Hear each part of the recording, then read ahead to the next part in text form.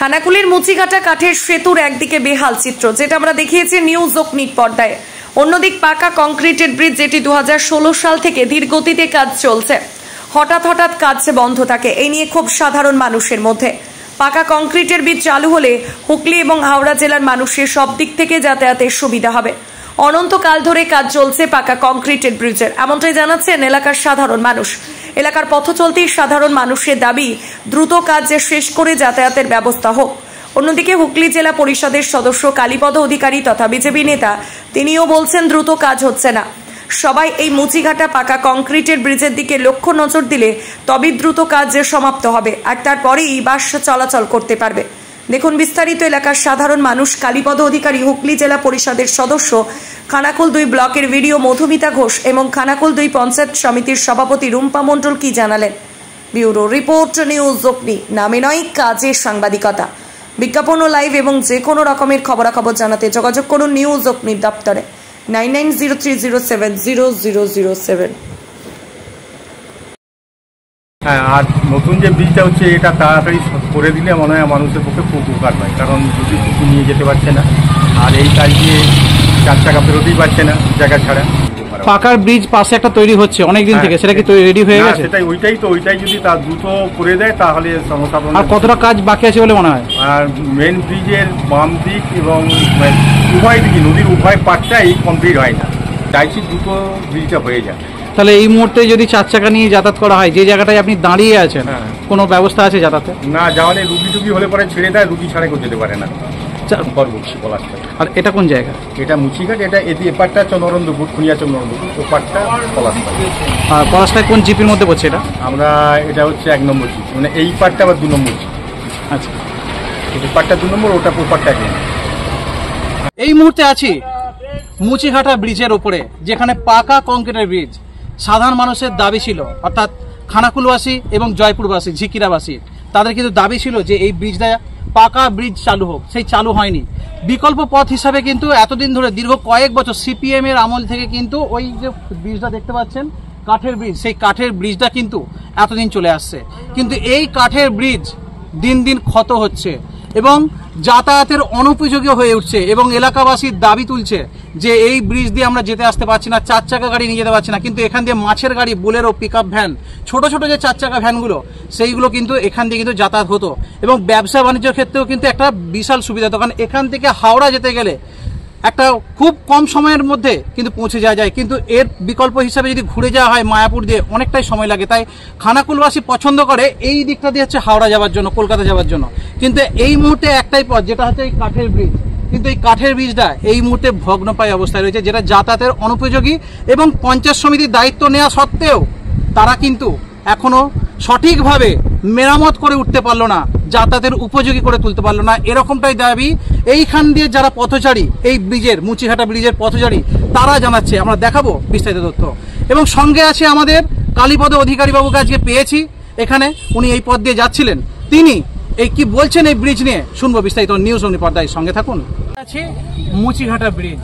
সাধারণ মানুষের বারবার অভিযোগ ছিল যে কাঠের ব্রিজ দিয়ে ভয়ঙ্কর অবস্থায় আমাদের যাতায়াতের অসুবিধা হতো। সে কারণে একটা পাকা ব্রিজের দাবি করে খানাকুলবাসী।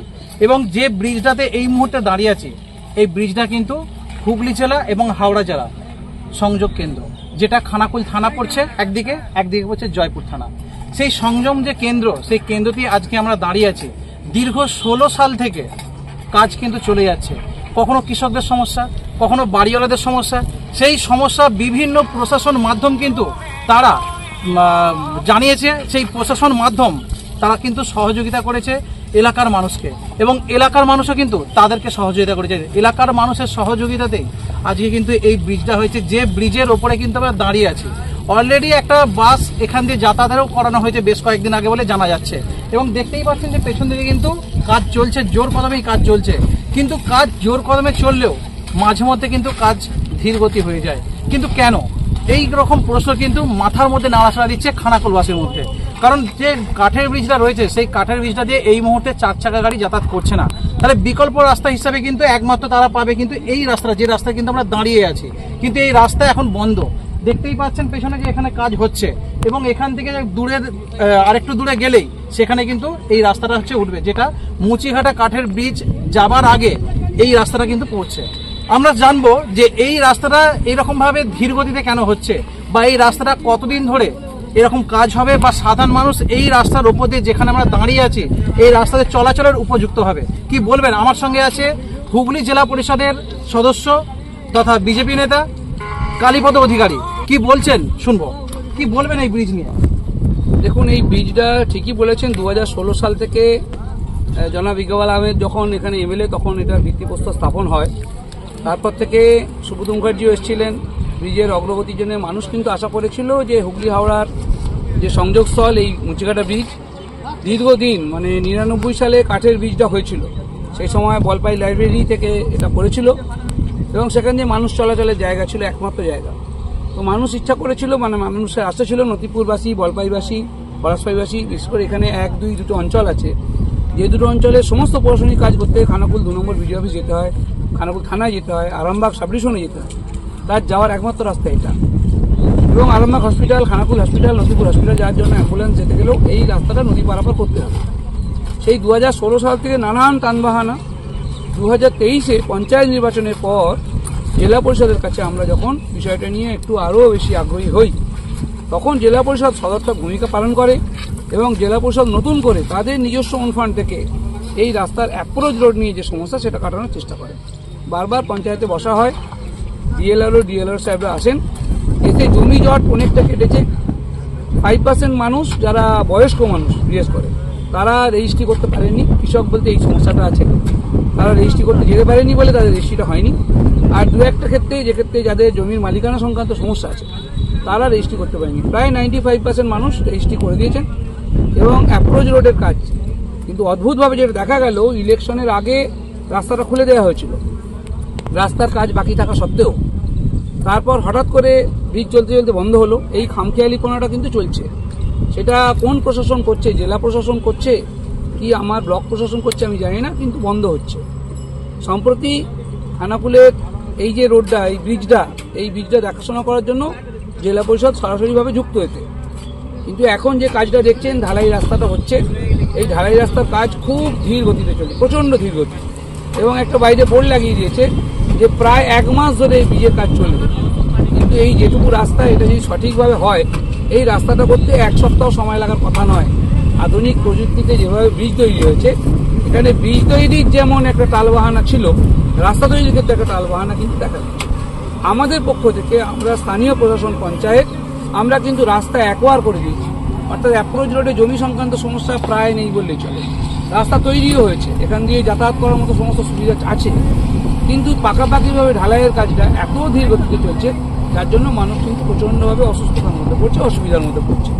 এবং আরেকটি প্রশ্ন, যে পাশের মুচিঘাটা ব্রিজ, এই ব্রিজটা হয়ে যাওয়ার জন্য ওই ব্রিজটা প্রায় বিকল হবে, ব্রিজটা চলবে না, দরকারও নেই, কিন্তু সেই ব্রিজটা সাময়িক যে প্রয়োজন, সেই প্রয়োজন মেটানোর জন্য তাকে রাখা উচিত, কিন্তু সেই ব্রিজটার অবস্থা একদম সঙ্গীন, যার ফলে এই মুহূর্তে গত সপ্তাহ থেকে চলছে যেটা, সেটা দুটো এলাকার মধ্যে সম্পূর্ণ যোগাযোগ ব্যবস্থা বিচ্ছিন্ন, কোনো গাড়ি চলছে না।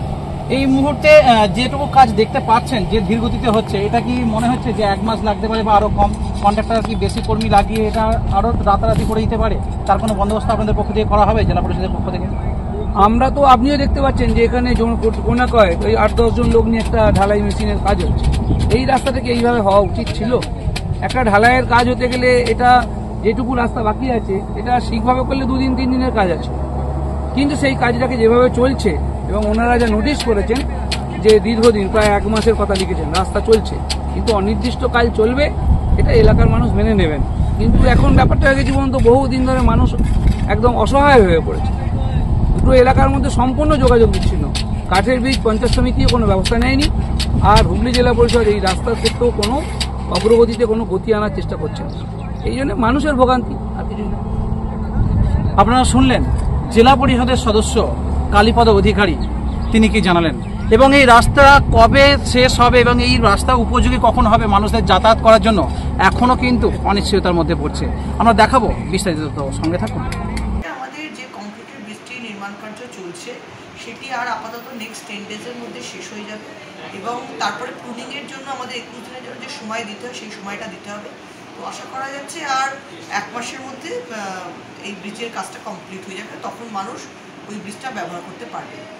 বর্তমানে কাঠের ব্রিজের যা অবস্থা, সেই ব্রিজের জন্য আমরা শুধুমাত্র পথচারীকে যেতে বলেছি এবং কোনো গাড়ি চলাচল, ওখানে যানবাহন চলাচল একদমই বন্ধ থাকবে। পাকা ব্রিজটা আছে, সেটার যেহেতু রাস্তাটা ঢালাইয়ের কাজ হচ্ছে, তো যত শীঘ্র সম্ভব সে কাজটা শেষ করা যায় তার আমরা চেষ্টা করব। ধন্যবাদ।